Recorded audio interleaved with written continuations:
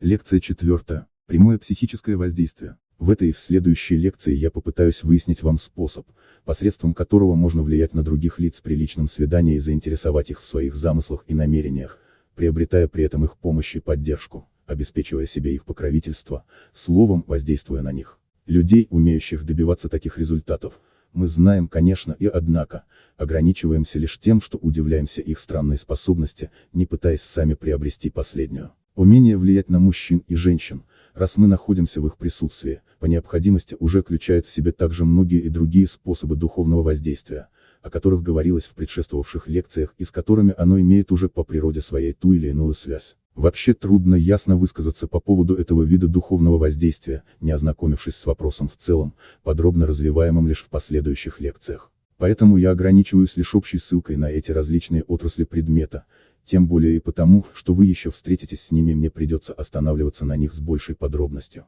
Мой же совет вам был бы по прочтении этих лекций снова вернуться к настоящей и тщательно пройти ее во второй раз. Тогда у вас явится более полное представление об этом предмете, и многое, кажущееся теперь более или менее смутным и неудовлетворяющим, станет ясным и удобопонятным. Воздействуя на людей, встречаемых нами лицом к лицу, мы влияем на них многими способами, но которые, однако, могут быть приблизительно сведены к следующим трем.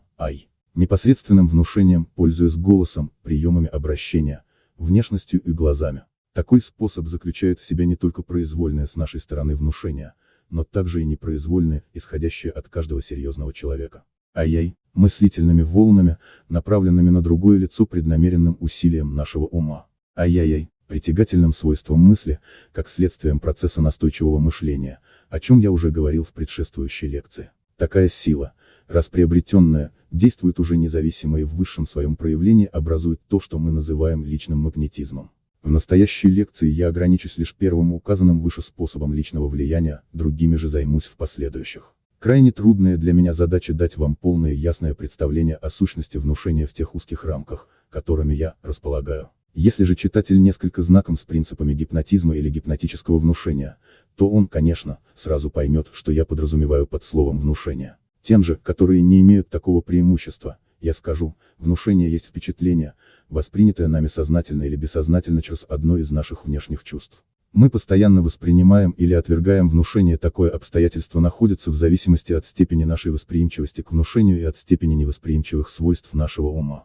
Мы не можем здесь подробно касаться вопроса, известного под названием двоякого ума в человеке или же как субъективного или объективного разума, произвольного и непроизвольного мышления, сознательного и бессознательного восприятия и прочее. Если же читатель пожелал бы ознакомиться полнее с этим предметом, то я посоветовал бы ему прочитать какой-нибудь хороший труд по гипнотизму и гипнотическому внушению. Чтобы читателю стала понятнее моя мысль о применении внушения как средства для проявления личного воздействия, я ему скажу, что наш разум имеет две основные функции, которые ее гласно употребляемой мною в других моих сочинениях терминологии известны под названием активной и пассивной. Активная функция выражается в сознательном и волевом мышлении, а также проявляется в том, что мы называем силой воли. Именно такая функция и применяется часто деятельным, энергичным, бодрым, бдительным человеком в его деловые часы. Пассивная же функция состоит в инстинктивном, автоматическом, безотчетном мышлении без всякого проявления силы воли и является полной противоположностью активной функции. Пассивная функция есть наиболее ценный слуга человека и действительно исполняет большую часть его умственного труда, делая всю его черную работу, и совершает такую поденщину, не получая никакой награды или похвалы. Она работает безропотно и, по-видимому, без усилия и, кажется, никогда не устает. Активная же функция, наоборот, работает только по принуждению воли и употребляет большее количество нервной силы, чем ее пассивный сотрудник. Она выполняет действительную деятельную работу ума и после затраченных усилий, устает и требует отдыха. Пользуясь активной функцией, вы сознаете в большей или меньшей степени такое усилие, и ничего подобного не бывает у вас, когда вы употребляете в дело покладистую, верную, спокойную пассивную функцию. Думаю, что из такого краткого объяснения вы достаточно уясняете себе отличительные черты этих обеих функций. Некоторые личности почти всю свою мыслительную работу совершают пассивным процессом. Такие личности находят для себя слишком трудной задачей мыслить самостоятельно и предпочитают готовые мысли других своим собственным. Они на деле являются как бы стадом овец, будучи крайне доверчивыми, они примут почти всякое утверждение за истину, лишь бы оно было выражено в настойчивой убедительной форме. Эти люди очень восприимчивы к внушению и в действительности всегда во власти других более положительных умов. Они находят трудным для себя сказать «нет» и склонны ответить «да», если только это удобно для них и требует меньше обдумывания. Другие же восприимчивы к внушению не вполне, а некоторые даже совсем не восприимчивы, разве только по временам. Последнее обстоятельство бывает тогда, когда они утомлены и дают отдых своей активной функции, являясь более восприимчивыми к внушению, чем во всякое другое время.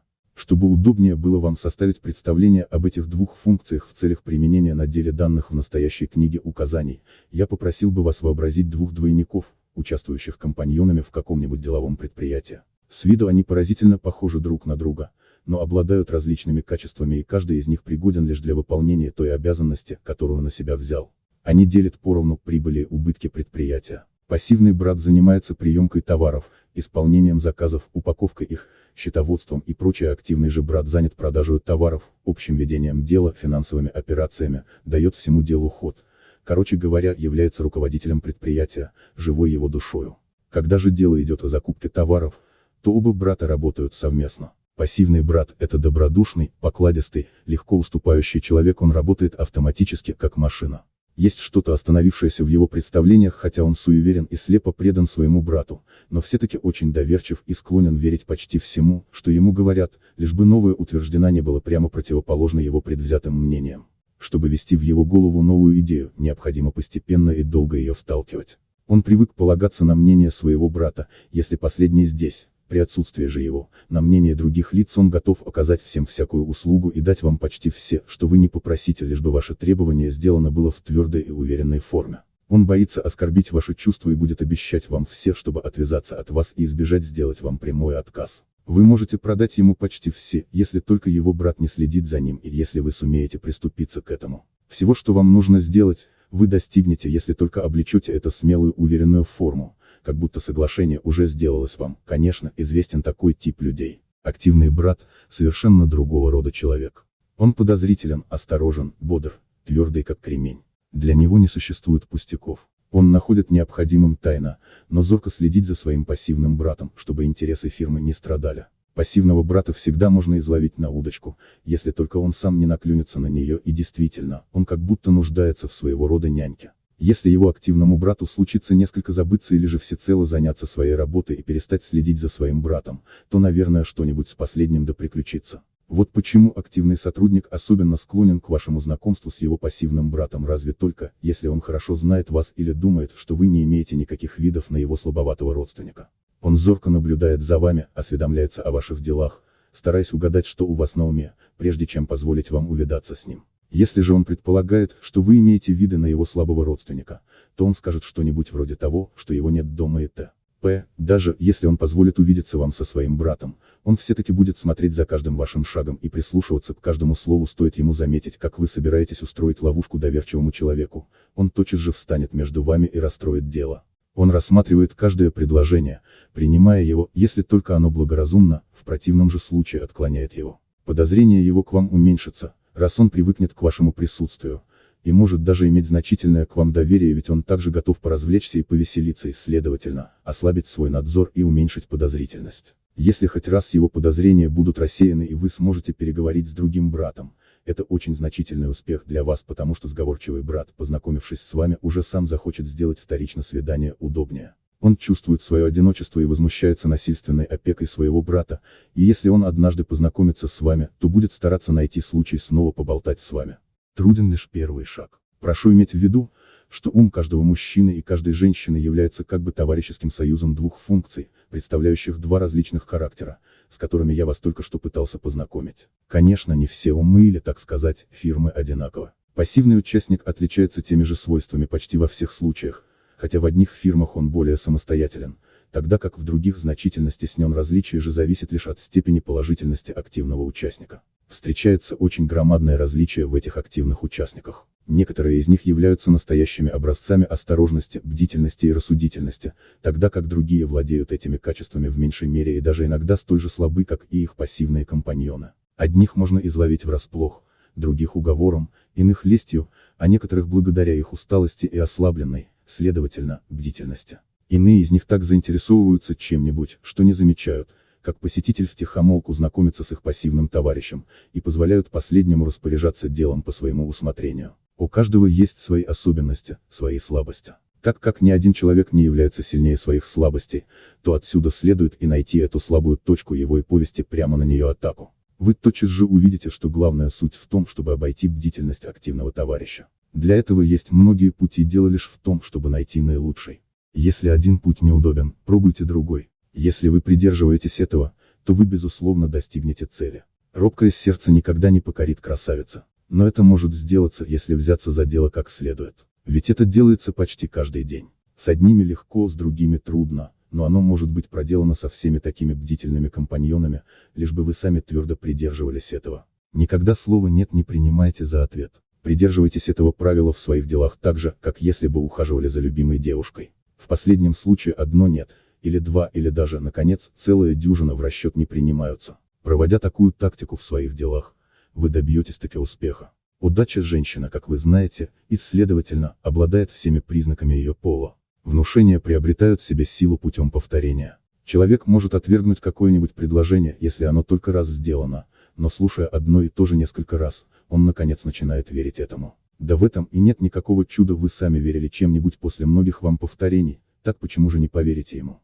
Кроме того, внушение может и не произвести заметного действия в момент, как оно дано, но может, подобно семени, посаженному в плодородную почву, произрасти как раз к тому времени, когда вы снова вернетесь. Поговорив как следует с активным участником и заинтересовав его, вы подготовили и пассивного брата к тому, чтобы он, побуждаемый любопытством, которого у него достаточно, постарался подойти поближе и послушать ваш разговор. Он станет долго обдумывать слышанное после вашего ухода, и в следующий раз, когда вы снова явитесь, он уже сам заведет разговор с вами вопреки запрещениям своего строгого брата.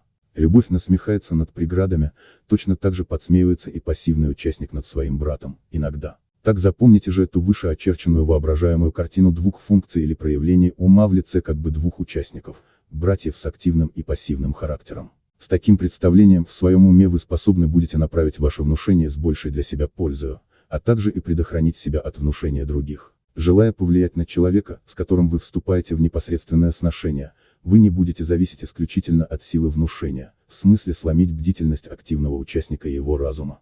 У вас будет два могучих союзника, непосредственные мыслительные волны, сознательно изучаемые вашим умом, и бессознательные притягивающие свойства мыслей. Эти силы могут быть развиты в высшей степени упражнениями, которые будут даны вам на протяжении этого курса уроков. А также и научитесь вы приобретать те нужные качества, которые могли бы помогать вам производить хорошее впечатление на активного брата, который, между прочим, склонен подпадать под это влияние и в зависимости от внешности человека. Однако есть еще одно, что вы должны выработать в себе, это уверенность в самого себя и вера в вашу личную способность выполнить данное дело. Это можно приравнять к мальчику, который учится плавать. Умение плавать прирожденно каждому, но мальчик не уверен в этом. Как только он убедится в своем умении, он будет и плавать, но пока он верит в то, что он не может, он и в действительности не может плавать. Понятно, с практикой вырабатывается искусство плавать лучше, но все же умение плавать было в нем с самого начала, ему недоставало лишь уверенности. Вы заключаете в себе искусство влиять на других,